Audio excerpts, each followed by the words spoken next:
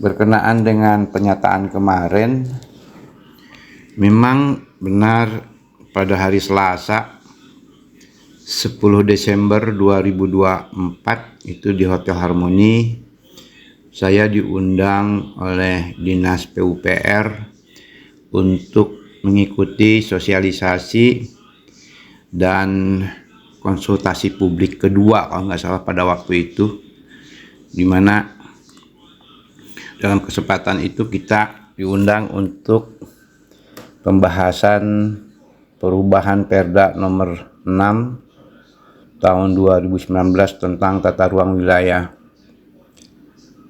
Jadi pada hakikatnya perubahan itu pertama karena tuntutan peraturan, itu banyak sekali peraturan-peraturan yang dimungkinkan untuk mengubah tata ruang wilayah kita. Tidak saja dalam peraturan yang sifatnya strategis berupa undang-undang, misalnya karena munculnya Undang-Undang nomor 6 tahun 2023 terkait dengan Cipta Kerja, ataupun peraturan pemerintah 26 pada waktu itu tentang RT/RWN. Nah, pada sisi lainnya juga ada perubahan tata ruang wilayah Provinsi Jawa Barat, dan pada waktu itu baru keluar di tahun 2022, itu Perda nomor 9 tahun 2022. Jadi secara regulasi Perda nomor 6 2019 memang seharusnya diubah lah gitu ya. Nah, pada sisi lain, pada kesempatan tersebut, kalau secara regulasi ya kita bisa memahami. Namun pada sisi lain yang perlu juga menjadi perhatian kita berkenaan dengan materi perwujudan selama kurun waktu 5 tahun berjalan Perda nomor 6 tahun 2019 waktu itu. Dan kami belum melihat regulasi bisa diterima perubahan-perubahan atas nama regulasi. Tetapi perwujudan pelaksanaan dari Perda nomor 6 tahun 2019 itu tidak muncul gitu. Bahwa sebagaimana kita pahami bersama, di dalam selama kurun waktu tahun 2019 tahun 2023 lah katakan ya, itu sudah terjadi beberapa kegiatan atau pemanfaatan ruang pada waktu itu, apalagi dengan adanya pandemi gitu ya, dan kemudian kebijakan-kebijakan sektoral lainnya. Nah, tentunya kita berharap pasal atau perwujudan tata ruang yang sudah direncanakan di dalam Perda nomor 6 itu di halaman terakhir biasanya itu terkait dengan kawasan-kawasan strategis, rencana-rencana pelaksanaan sektoral lainnya selama kurun waktu 2019 sampai 2024 apa saja yang dilaksanakan. Karena pasti itu akan memanfaatkan ruang kita, dan anggaran kita pada waktu itu kurang lebih sekitar 20 miliaran lebih lah mungkin ya. Kalau rata-rata per tahun 25 miliar, 25 triliunan lah gitu. Karena berdasarkan sumber data yang ada sesuai dengan sosialisasi yang disampaikan di tanggal tersebut, sesuai dengan data yang di pertanahan, ternyata lahan kosong kita ini masih ada sekitar 15.000 lebih. Demikian juga ada tanah wakaf sekitar 47 hektar, tanah pakai, kemudian hak milik sekitar 30.475, hak guna usahanya juga 14.600, kemudian hak guna bangunan sekitar 727.000. Nah, ini kan berpengaruh terhadap prospektif kapasitas daya dukung daya tampung lingkungan kita, dan ini harus dijadikan bagian yang harus dipertimbangkan. Karena pada dasarnya perubahan tata ruang ini adalah merupakan peninjauan kembali sebagai evaluasi efektivitas kemanfaatan ruang.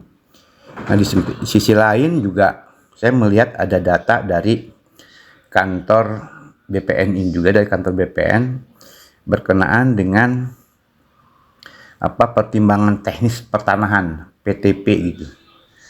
Jadi berdasarkan data tersebut selama kurun waktu tahun 2019 sampai tahun 2021 saja, lahan itu sudah dipergunakan sekitar 455,80 hektar. Nah, itu dipergunakan untuk perumahan, untuk pabrik, dan seterusnya. Ini pun harus dievaluasi terkait dengan penyimpangan atau persimpangan dengan fungsi-fungsi lahan lainnya. Nah, pada sisi lain juga, ini berdasarkan data dari BPS, dari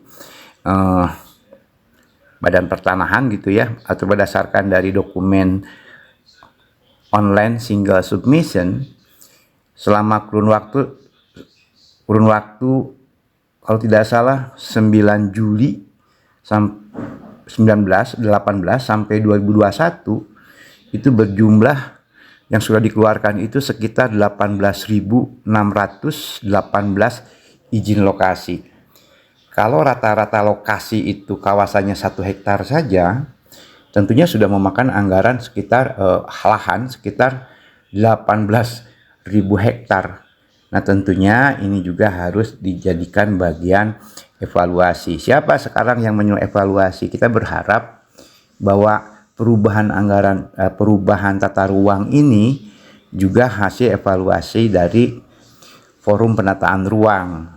Karena Forum Penataan Ruang ini ada peraturan bupati tersendiri sebagai garda atau penjaga pengendalian perencanaan ruang ataupun pemanfaatan serta pengendaliannya. Nah, tentunya ini harus menjadi perhatian bersama bahwa perubahan tata ruang ini sebetulnya merupakan satu dokumen yang sangat penting sekali bagi semua pihak. Makanya dengan adanya beberapa kali pertemuan melalui teman-teman kemarin, itulah bagian tasakur binikmat kita, bagaimana kita memperhatikan pemanfaatan ruang. Karena negara kita, Garut juga di dalamnya, tidak mungkin ada tanpa ada ruang. Jadi perhatian kita terhadap penataan ruang adalah merupakan bagian tasakur binikmat. Apa saja yang akan diatur di dalam tata ruang itu banyak faktor gitu ya, dari tujuan, perencanaan struktur ruang, rencana pola ruang, demikian juga kawasan strategis kota, arah pemanfaatan ruang, dan ketentuan pengendalian pemanfaatan ruang. Semuanya diatur sedemikian rupa sehingga nanti kita berharap pemanfaatan ruang ini betul-betul bisa dimanfaatkan secara maksimal. Karena di dalam tata ruang itu ada penyusunan struktur ruang. Maaf agak sedikit belepotan nih karena memang tidak mudah ya kita menyampaikan perencanaan tata ruang. Jadi bagaimana struktur ruang itu ditata dikelola secara baik. Berupa misalnya sistem pusat perkotaan, sistem jaringan transportasi, sistem jaringan energi, sistem jaringan telekomunikasi, sistem jaringan sumber daya alam, sampai kepada sistem jaringan prasarana lainnya. Lainnya itu salah satunya SPAM, sistem pengalihan air minum, air limbah, pengolahan limbah B3, dan seterusnya. Dan ini salah satu yang menjadi permasalahan atau isu-isu lingkungan kita. Nah, pada sisi lain, di samping struktur ruang, juga ada pola ruang. Nah, pola ruang ini tersusun sedemikian rupa, yaitu terkait dengan kawasan lindung dan kawasan budidaya. Kawasan lindung kita ini sekitar 90.400 hektaran, atau 29% dari jumlah kawasan 310 yang kita miliki ini Kabupaten Garut, 310.123 hektar. Nah, adapun kawasan budidaya sekitar 219 atau 70,82%. Bagaimana kita nanti mengukur bagaimana kawasan lindung? Di sana ada badan air, ada kawasan konservasi, dan kawasan memberikan perlindungan terhadap kawasan di bawahnya. Ini yang harus kita pertahankan sama-sama. Nah, biasanya kawasan lindung ini biasanya dikatakan kawasan harga mati gitu ya. Di sana ada cagar alam laut, ada taman buru, taman wisata alam. Sebagai penyeimbang ketika kawasan budidaya, baik itu kawasan hutan produksi, kawasan pertanian, perikanan, sampai kepada kawasan pemukiman. Nah, kemarin yang kita bahas bersama itu kawasan pemukiman gitu. Ternyata di kawasan pemukiman ini juga yang sebetulnya berbentuk PSU ya, prasarana sarana utilitas, ternyata juga bermasalah. Nah, sehingga hal wajar ketika teman-teman kita hadir ke sana memohon agar dewan konon katanya akan mempansuskan. Ya, ternyata Komisi 3 tidak tahu itu ada pansus tata ruang. Nah, bagi saya ketika ada pansusnya bagus gitu ya. Ya, kalaupun tidak, laksanakan saja pengawasan reguler baik 3 bulanan per semesteran. Dan tentunya ini akan sangat bermanfaat bagaimana kita memanfaatkan luas kawasan kita baik di kawasan lindung ataupun budidaya yang berjumlah 310.000 hektar ini. Nah, selanjutnya dari perubahan itu yang harus menjadi perhatian bersama, ternyata dari perubahan itu ada, kalau perda yang lama itu, dari perda yang lama kepada perbaikan itu ada selisih. Apakah selisih ini merupakan alih fungsi atau pengurangan lahan gitu ya, dari kawasan lindung kepada kawasan dari kawasan lindung berkurang gitu. Itu kurang lebih sekitar 7.000 hektaran, 7.000 hektar. Demikian juga untuk di kawasan budidaya itu ada pengurangan yang memang tidak sedikit gitu. Nah, tentunya hal-hal ini yang harus kita kawal bersama karena pembahasan ini masih panjang, kemungkinan nanti sampai Februari 2026. Jadi selama kurun waktu antara saat ini 2025 kita masih punya waktu sampai dengan Desember 2025. Ada beberapa bulan lagi lah.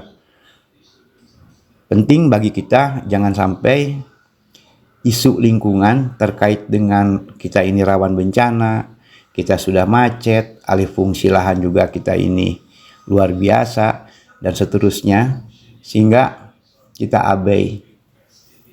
Itu saja mungkin yang bisa saya sampaikan, Pak Dan. Semoga ini bisa dipahami bersama. Kalau ada hal-hal yang belum jelas, bisa langsung saja gitu ya.